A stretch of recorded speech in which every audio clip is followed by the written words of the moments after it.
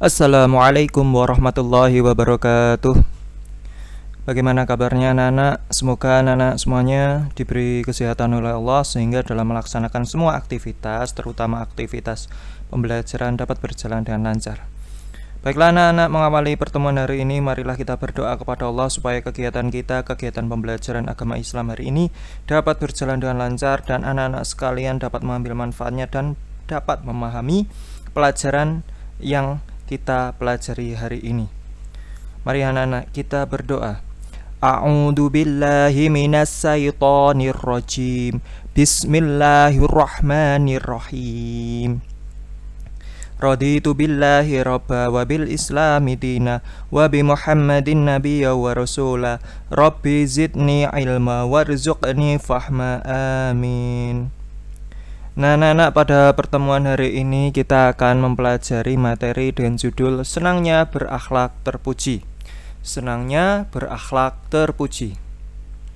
Adapun tujuan pembelajaran kita hari ini adalah sebagai berikut. Setelah mengikuti kegiatan pembelajaran ini, siswa diharapkan mampu 1. Memiliki sikap toleran dan sikap simpati kepada sesama. Yang kedua, memiliki sikap berbaik sangka kepada orang lain. Memiliki perilaku hidup rukun. Menerapkan sikap berbaik sangka dalam kehidupan sehari-hari. Menerapkan perilaku hidup rukun.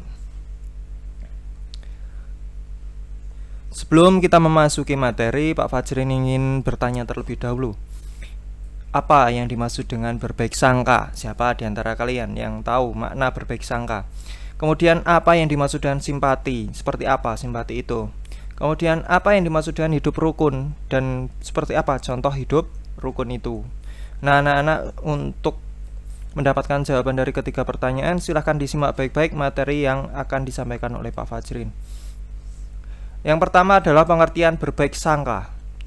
Berbaik sangka adalah pikiran yang senantiasa terarah dan terfokus pada sisi baik dengan mengecilkan atau sepenuhnya mengabaikan keburukan yang ada. Berbaik sangka ini adalah kebalikan dari berburuk sangka atau suudon yang senantiasa fokus pada keburukan atau hal-hal negatif dengan mengabaikan sisi positif atau kebaikan yang ada. Berbaik sangka ini adalah perilaku terpuji yang hendaknya tertanam dalam diri dan keseharian umat muslim. Selanjutnya adalah hikmah berbaik sangka. 1. Hikmah dan manfaat dari husnudon atau berbaik sangka terhadap Allah. Yang pertama adalah selalu optimis terhadap apa yang ia lakukan karena dirinya yakin bahwa Allah akan membantunya. Yang kedua, tidak mudah putus asa, tetap berusaha dan pantang menyerah. Yang ketiga, memiliki jiwa yang takwa, sabar, tabah, dan tawakal. Kemudian hikmah dan manfaat dari husnudon kepada sesama manusia. Yang pertama adalah hubungan persaudaraan lebih harmonis atau lebih baik, selalu berbahagia atas kebahagiaan orang lain, senantiasa dicintai oleh sesama manusia karena orang lain tidak pernah dirugikan oleh dirinya, terhindar dari penyesalan dalam hubungan dengan sesama manusia, menjauhkan seseorang dari perbuatan keluh kesah, iri, dengki, memfitnah, adu domba, dendam, dan menggunjing. Nah, anak-anak, itulah hikmah berbaik sangka. Kemudian contoh perilaku berbaik sangka. Yang pertama, selalu yakin bahwa guru akan memberikan nilai yang adil kepada setiap siswa. Yang kedua, selalu yakin bahwa setiap orang yang di dalam kelompok memiliki kelebihan sehingga selalu menghargai pendapat yang diberikan. Kemudian selalu yakin orang tua selalu sayang kepada kita sehingga kita juga selalu sayang kepada mereka. Kemudian meyakini bahwa orang yang memberikan makan kepada orang lain karena ia ingin bersedekah. Yang kelima, yakin bahwa semua yang dikatakan oleh teman merupakan perkataan yang jujur. Yang keenam, ketika melihat teman tidak masuk sekolah, kita beranggapan bahwa ia berhalangan hadir dengan alasan yang sungguh-sungguh. Artinya alasannya tidak diada-ada. Yang ketujuh atau terakhir, ketika melihat orang yang meminta-minta, kita beranggapan bahwa orang tersebut terpaksa melakukan hal demikian untuk mencukupi kebutuhan hidup sehari-hari. Nah, anak-anak, itulah contoh dari perilaku berbaik sangka. Kemudian cara membiasakan diri agar bersikap husnudon atau berbaik sangka. Yang pertama, menjauhi perasaan iri, dengki, dan hasad. Yang kedua, fokus melihat kebaikan orang lain dan mengabaikan keburukan orang lain. Yang ketiga, menyambung silaturahmi dan memperbanyak bergaul agar tidak mudah dihasut. Dihasut artinya diprovokasi. Kemudian mengedepankan sikap tabayun atas kabar yang diterima. Apabila kita menerima berita buruk atau berita yang cenderung merugikan satu pihak, maka kita harus mengklarifikasinya apakah berita itu benar atau tidak, supaya tidak merugikan orang yang diberitakan. Selanjutnya adalah pengertian simpati. Simpati adalah suatu proses kejiwaan di mana seseorang individu merasa tertarik pada seseorang atau sekelompok orang karena sikap, penampilan, wibawa atau perbuatannya yang sedemikian rupa. Simpati adalah perasaan peduli dan perhatian pada seseorang. Adapun contoh perilaku simpatik yang pertama, menjenguk teman yang sakit, menghibur teman yang sedang ada masalah, turut berbahagia atas keberhasilan orang lain, menolong orang yang kesusahan, membantu teman memecahkan masalah yang sedang dihadapi. Selanjutnya adalah pengertian toleransi.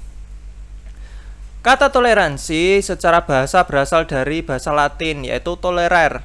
Pengertian toleransi adalah sabar serta menahan diri. Sementara pengertian toleransi secara istilah yaitu sikap saling menghormati, menghargai, menyampaikan pendapat, kepercayaan, pandangan kepada antar sesama manusia yang bertentangan dengan diri sendiri. Toleransi mengandung sikap lapang dada, menahan diri serta tidak memaksakan kehendak sendiri. Adapun tujuan toleransi adalah supaya tercipta keadaan damai, tidak ada konflik maupun kekerasan. Selanjutnya adalah manfaat toleransi. Yang pertama, menguatkan tali persaudaraan. Adanya toleransi, setiap orang akan lebih menghargai perbedaan suku, budaya, dan agama yang tersebar di Indonesia. Hal ini juga dapat melahirkan perasaan kasih sayang terhadap setiap perbedaan yang ada. Yang kedua, menciptakan keharmonisan dan kedamaian. Toleransi menghasilkan sikap seseorang di mana mereka dapat menghargai pendapat orang lain. Sikap inilah yang mampu membantu menciptakan keharmonisan dan kedamaian. Yang ketiga, menumbuhkan dan menguatkan rasa nasionalisme. Sikap ini bisa juga menyadarkan diri manusia jika Indonesia merupakan negara majmuk yang memiliki beragam budaya yang harus dilestarikan. Oleh karena itu, toleransi juga mampu menumbuhkan serta menguatkan rasa nasionalisme seseorang. Yang keempat, melancarkan pembangunan negara.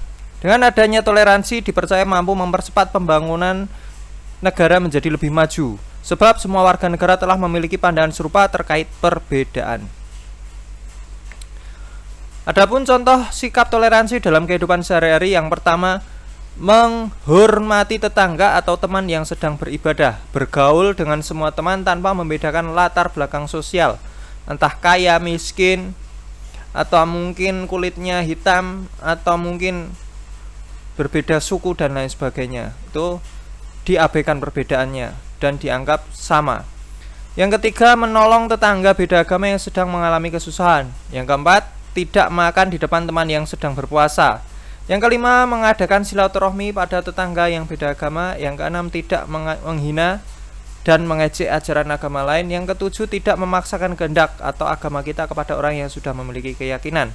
Yang kedelapan, memberikan keamanan dan kenyamanan agama lain agar beribadah. Toleransi yang diperbolehkan adalah toleransi antar umat beragama, maksudnya toleransi dalam urusan dunia, bukan toleransi dalam urusan keimanan. Kita lanjutkan.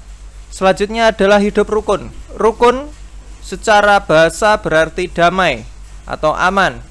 Sikap rukun artinya sikap bersedia hidup berdampingan dengan orang lain yang memiliki perbedaan dengan kita. Dengan demikian, hidup rukun adalah hidup yang nyaman, tentram, dan damai, saling menyayangi dan menghormati antar sesama manusia, serta tanpa mempersoalkan perbedaan antar manusia. Saya ulangi, hidup rukun adalah hidup yang nyaman, tentram, dan damai, saling menyayangi dan menghormati antar sesama manusia tanpa mempersoalkan perbedaan antar manusia. Itulah pengertian dari hidup rukun. Adapun contoh hidup rukun adalah sebagai berikut. Yang pertama, berada di lingkungan sekolah, yaitu meminjamkan alat tulis pada teman yang membutuhkan, mengasihi teman, membantu teman saat kesusahan, patuh pada guru dan peraturan sekolah, belajar bersama. Kemudian contoh di lingkungan keluarga, saling menghargai antar anggota keluarga, menghormati orang tua, makan bersama keluarga, membantu orang tua, menyayangi adik. Contoh di lingkungan masyarakat, menghargai sesama, menjaga toleransi antar umat beragama, mentaati hukum dan peraturan yang berlaku, menjaga ketentraman masyarakat. Nah, anak-anak, adapun kesimpulan dari materi hari ini adalah sebagai berikut. Macam-macam perilaku terpuji ada banyak, antara lain sikap husnudon, sikap simpati, sikap toleransi, dan hidup rukun. Masing-masing sikap tersebut wajib diamalkan oleh kita sebagai seorang muslim. Dengan membiasakan diri bersikap terpuji, maka kita sama saja menjaga keamanan dan mencegah kerusakan. Nah, Nana, itulah materi tentang sikap terpuji yang meliputi apa tadi? Husnudon, simpati, toleransi, dan hidup rukun. Semoga anak-anak bisa menangkap atau memahami materi yang telah disampaikan hari ini. Adapun kekurangan dari penjelasan Pak Fajrin, mohon dimaafkan yang besar-besarnya. Untuk itu, agar anak-anak bisa lebih memahami, silahkan materinya dipelajari lagi di LKS.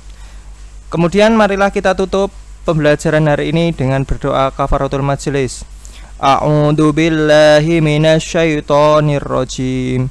Bismillahirrahmanirrahim.